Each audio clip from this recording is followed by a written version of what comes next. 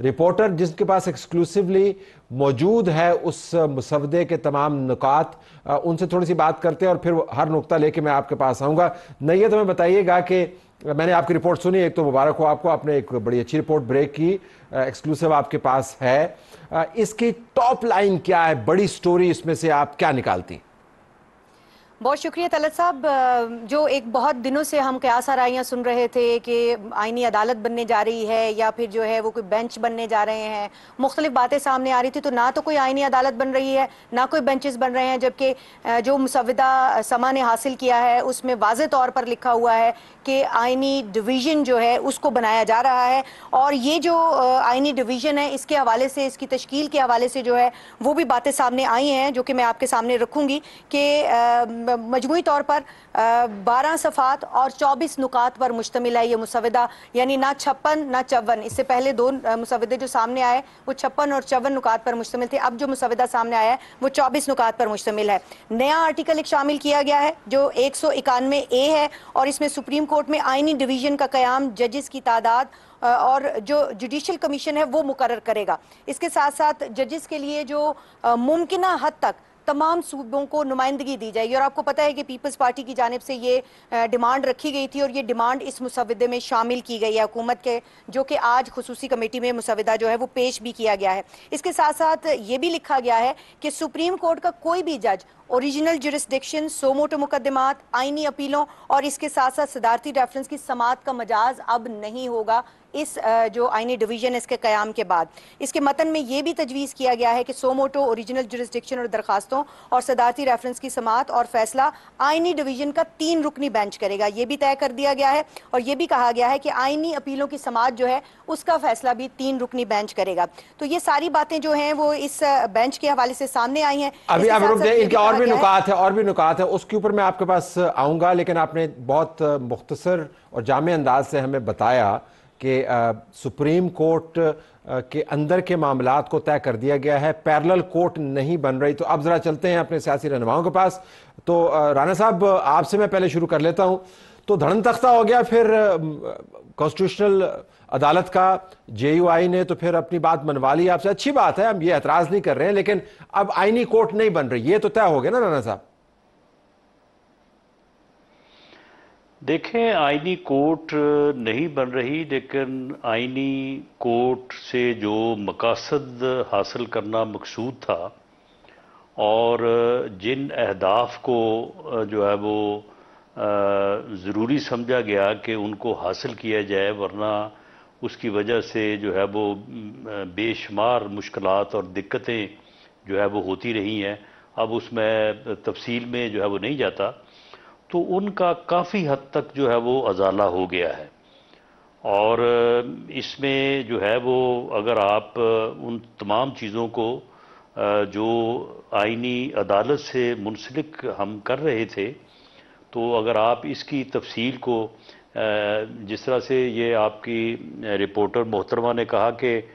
Bench نہیں division bench کو ہی کہتے ہیں، تو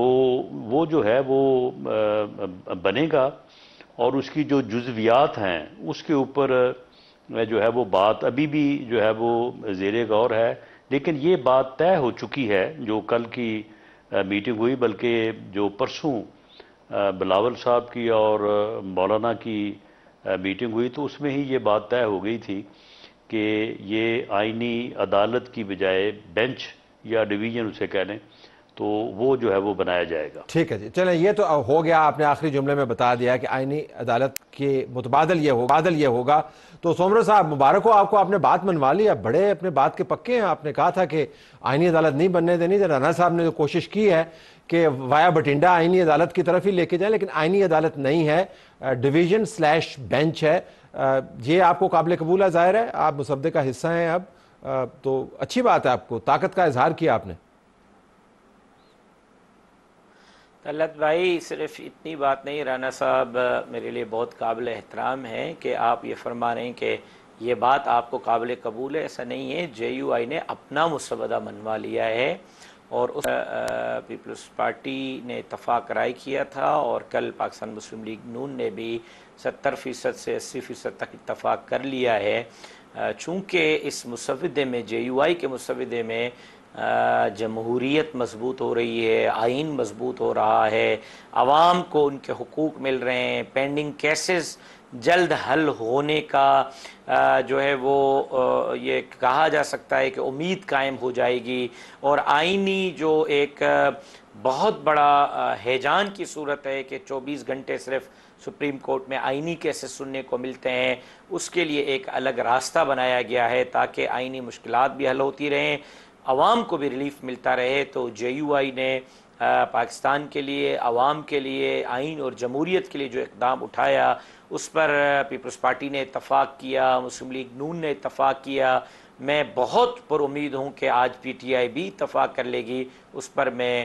قوم کو مبارکباد بھی پیش کرتا ہوں اور ان تمام جماعتوں کا شکریہ بھی ادا کرتا ہوں۔ اچھا، آپ نے یہ تو ہوگی نا پریس ریلیز JUI کی طرف سے، اب ذرا ہم اس نقطے کی طرف آئیں جو رانا صاحب نے ابھی اٹھایا تھا۔ آپ نے فرمایا کہ اپنا مسودہ منوا لیا، یہ جو جوڈیشل کمیشن ہے، اس نے یہ ڈویژن یا بینچ بنانا ہے، سپریم کورٹ کے چیف جسٹس نے نہیں بنانا پریکٹس اینڈ پروسیجر کے تحت، ایک یہ ہے۔ اور اس کی کمیشن کی جب ہم کمپوزیشن دیکھتے ہیں تو اس کے اندر پلہ بھاری ہے حکومتی اور پارلیمانی اراکین کا، میں ذاتی طور پہ اس سے اتفاق کرتا ہوں۔ جو آئینی عدالت بننی تھی وہ بھی ایسی ہی بننی تھی، لوگ کہتے ہیں یہ آئینی عدالت ہے بذریعہ ایک اور نام کے، تو یہ نہیں ہے کہ نون لیگ نے اپنی بات نہیں منوائی، انہوں نے بھی اپنی بات منوائی ہے۔ ایسا نہیں ہے طلعت بھائی، ایسا نہیں ہے۔ سب سے پہلی چیز یہ ہے کہ یہ چیزیں میرے پاس امانت ہیں پارٹی کی، ابھی انڈر ڈسکشن ہے، کون سا نقطہ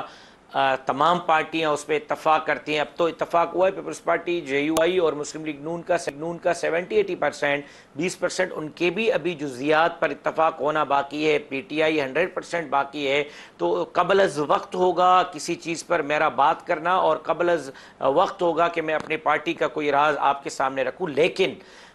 جو بھی چیز بنے گی ماورائے آئین نہیں ہوگی، بینچ بنے گی یا کورٹ بنے گی، آئین معاملات جو بھی لوگ دیکھیں گے، دو چیزیں ذہن میں رکھیں، اس سے سپریم کورٹ کی سپریمیسی پر اثر نہیں ہوگا، نمبر 1۔ نمبر 2، وہ آئین سے ماورا نہیں ہوگی، ترمیم کے ذریعے اس کو اس طرح کی آئینی پروڈکشن حاصل ہوگی کہ وہ آئین سے ماورا تصور نہیں کی جائے گی۔ جی رانا صاحب، آپ کا ویو، آپ اسے اتفاق کرتے ہیں کہ جو آئینی معاملات ہیں اس کے اوپر آپ نے کنسیڈ کیا، JUI کا مسودہ ہی چلا؟ جی گو ہیڈ۔ دیکھیں، معاملہ یہ ہے کہ جو بات سمرو صاحب فرما رہے ہیں بالکل ٹھیک ہے۔ اس میں آئینی عدالت کی بات جو ہے وہ ہم نے کی، بلاول صاحب نے اس کے اوپر بہت زیادہ جو ہے وہ محنت کی، زور دیا، اور جن مقاصد کا حصول وہ آئینی عدالت کے ذریعے سے چاہتے تھے، اگر وہ 70-75% پورے ہوں اور نام اس کا جو ہے وہ بینچ یا ڈویژن ہو، تو وہ جس طرح سے مثال ہے کہ مقصد تو آم کھانے سے ہے نا، درخت گرنے سے تو نہیں ہے۔ تو ہوا یہ ہے کہ یہ جو عمل ہوا ہے آئینی ترامیم کے کرنے کا، میں سمجھتا ہوں ایک سیاسی کارکن کے طور پہ کہ جو میٹنگ کل ہوئی ہے لاہور میں، یہ میٹنگ جب یہ آئینی امینڈمنٹس کا آئیڈیا جو ہے یہ کنسیو ہی ہوا تھا، یہ اس وقت ہونی چاہیے تھی، اور اس کے بعد جو ہے وہ پھر باقی عمل جو ہے وہ ہونا چاہیے تھا۔ ہوا یہ ہے کہ یہ میٹنگ جو ہے کل آخر میں ہوئی ہے، اور اس سے پہلے جو ہے وہ پورا عمل جو ہے اسے جو ہے وہ بروئے کار لایا گیا، جس وجہ سے جو ہے نا وہ اس قسم کی پھر چیزیں پیدا ہوئی کہ جی آپ نے کیا کہا، میں نے کیا کہا، آپ کی بات مانی گئی ہے، نہیں میری بات مانی گئی ہے۔ تو یہ جو ہے میرا خیال ہے کہ یہ صورتحال جو ہے یہ پیدا ہی نہیں ہونی چاہیے تھی، اور اگر یہ پیدا ہوئی تو چلو بہرحال دیر آئے درست آئے، اب یہ معاملات جو ہے یہ بہتری کی طرف بڑھ گئے ہیں۔ سونر صاحب، آپ نے قوم کو مبارکباد دی، اور آپ نے یہ بھی ساتھ فرمایا کہ PTI 100% اس سے متفق ہونا اس کا باقی ہے، باقی جماعتیں جو ہیں وہ تو فیصدیت کے اعتبار سے اس سے تنگ ہیں، تو یہ ذمہ داری اب کیا آپ کی جماعت نے لی ہے کہ PTI کو منائے؟ جی مولانا صاحب ملاقات کر رہے ہیں، سب کے پاس جا رہے ہیں، رانا صاحب کی بات درست ہے، لیکن میں ایک چیز سے اعتراض کروں گا کہ آج کل परसेप्शन जो बनाई जाती है वो नहीं बननी चाहिए। सियासत नाम ही डायलॉग का है। अब एक राय आ जाती है, उसको डिस्कस किया जाता है और एक तूफ़ान खड़ा हो जाता है कि खुदा न खास्ता सुप्रीम कोर्ट गई तो पार्लियामेंट गई तो ये, भाईजान सियासत नाम ही डायलॉग का है। डायलॉग ही बंद हो जाएगा तो सियासत कैसे होगी? सियासत नहीं होगी तो आपके इदारे कैसे पार्लियामान के ज़रिए मजबूत होंगे? डायलॉग की हद तक तो आप इजाज़त दें, उस पर तो इस तरह का तूफ़ान जो मचा था ये नहीं मचना चाहिए था। हर एक को हक है अपनी बात करें और हर एक ने अपनी बात पे इत्तफाक राय तक पहुंच गए। ये बात दुरुस्त है कि बिल असेंबली की तारीख बाद में ऐलानी चाहिए थी, मुसव्वदे के लिए वोट देने के लिए मेंबरान को कैफेटेरिया में बाद में बिठाया जाना चाहिए था, पहले इस तरह की मीटिंग होनी चाहिए थी जो अब हुई है। लेकिन बहरहाल सियासत में डायलॉग होता है, पीटीआई से भी डायलॉग होगा और हम पुर उम्मीद हैं कि पीटीआई पार्लियामेंट का हिस्सा है, उनकी जिम्मेदारी है कि वो आइन साजी में हिस्सा लें। कभी पार्लियामेंट के अंदर कोई आइन साजी के लिए हुकूमत बिल लाती है, कभी अपोजिशन लाती है, कभी वो कामयाब होते हैं, कभी वो कामयाब होते हैं, तो ये पार्लियामेंट के रूटीन के हिस्से हैं। अगर पीटीआई नहीं भी आई, जेयूआई, पीपल्स पार्टी और मुस्लिम लीग नून अगर नंबर पूरे कर लेते हैं और मुसव्वदे को आइन की शक्ल इख्तियार करने में कामयाब हो जाते हैं तो इसमें क्या हर्ज है? राना साहब, हमने देखा 18वीं तरमीम के ज़िम्न में कि सुप्रीम कोर्ट ने उस तरमीम को ऑलमोस्ट उड़ा देना था और फिर आपको पता कॉम्प्रोमाइज़ करना पड़ा। ये क्या मुमकिन है कि जब आप चीफ जस्टिस और जो सुप्रीम जुडिशल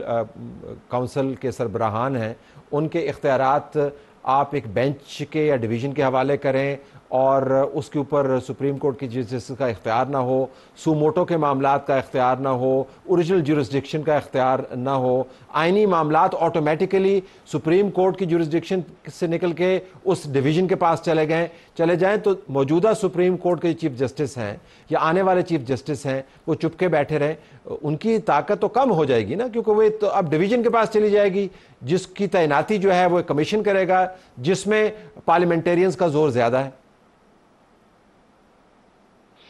देखें, एक दौर ऐसा रहा है कि जिसमें जुडिशरी ने जो है वो ऐसे इक़दामात उठाए कि जिसमें मुल्क की सियासत को जो है वो ख़राब किया गया। वज़ीर आज़म को जो है वो 58(2)B के ख़ात्मे के बाद अदालतों ने ये ज़िम्मेदारी संभाल ली। ताले आज़माओं की जो है वो हमायत की गई, ताले आज़माओं को आइन में अमेंडमेंट करने के इख्तियारात दिए गए। लेकिन अब होते होते बात वहाँ पे पहुँच चुकी है या पहुँच चुकी थी कि अदालतों ने आइन जो है वो रीराइट करना शुरू कर दिया था और अब पार्लियामेंट जो है वो भी जो है वो अपने जो है वो हक के लिए या अपनी जो है वो जुरिस्डिक्शन के लिए जो है वो पूरी तरह से जो है वो आगाह हो चुकी थी या उसे भी ये शऊर जो है वो हो चुका था। तो अब ये जो अमेंडमेंट्स होने जा रही हैं इसके बाद जो कॉन्स्टिट्यूशन है उसके ऊपर जो है वो लेटर एंड स्पिरिट जो है वो अमल होगा और अगर किसी अदालत ने या जुडिशरी की तरफ से कोई इस किस्म के एडवेंचर की जो है वो कोशिश की गई तो वो एडवेंचर जो है वो फिर आखिर फिर पार्लियामेंट के और आइन के ताबे होगा, नहीं तो लाया जाएगा। तो इसलिए इस किस्म के जो है वो एडवेंचर की अब कोई जो है वो सूरत नहीं है और अगर कोई करेगा तो मैं समझता हूँ कि उसमें नाकामी होगी। अब आइन की बालादस्ती होगी और पार्लियामेंट की बालादस्ती होगी। इस चीज़ को इंश्योर करने के लिए जिन एक दो चीज़ों के ऊपर अभी इत्तफाक तो नहीं हुआ लेकिन डिस्कशन आज भी उसके ऊपर जारी रही है, कल भी शायद इसके ऊपर जो है वो किसी हद तक जारी रहे, तो इस बात को भी जो है वो पेश नज़र रखा गया है जिस ख़तरे की निशानदेही आपने की है। एक बात मैं और करना चाहता हूँ कि सुमरो साहब ने जिस तरह से बात की है, देखें बात यह है कि हम तो मौलाना फजल रहमान साहब को मनाने के लिए जो है वो उठे थे तो हम खुद मान गए हैं। अब जो है ना मौलाना के ऊपर ये है कि वो ज़रा पीटीआई को मना के हमें दिखाएं तो फिर जो है वो देखा जाएगा कि मौलाना की जो एक्सपर्टीज़ है वो किस हद तक जो है वो कारगर साबित होती है। मुझे इस बात का अंदेशा है कि पीटीआई के लोग जो हैं وہ صرف اس بات پہ مولانا سے متفق ہوئے تھے کہ انہیں یہ خیال تھا کہ ہم نے ان چیزوں کو جو مولانا کے ساتھ بیٹھ کے طے کیا ہے، مسلم لیگ نون اور پیپلز پارٹی ان پہ نہیں آئے گی۔ جب ہم اس کے اوپر آ گئے ہیں تو اب انہیں مصیبت پڑی ہوئی ہے کہ اب ہم کدھر جائیں، کیونکہ ان کا کام تو یہی ہے کہ وہ ہر معاملے میں جو ہے وہ جھگڑا چاہتے ہیں، انتشار چاہتے ہیں، وہ کسی معاملے کو پہ اتفاق تو جو ہے وہ ان کی سرشت میں نہیں ہے۔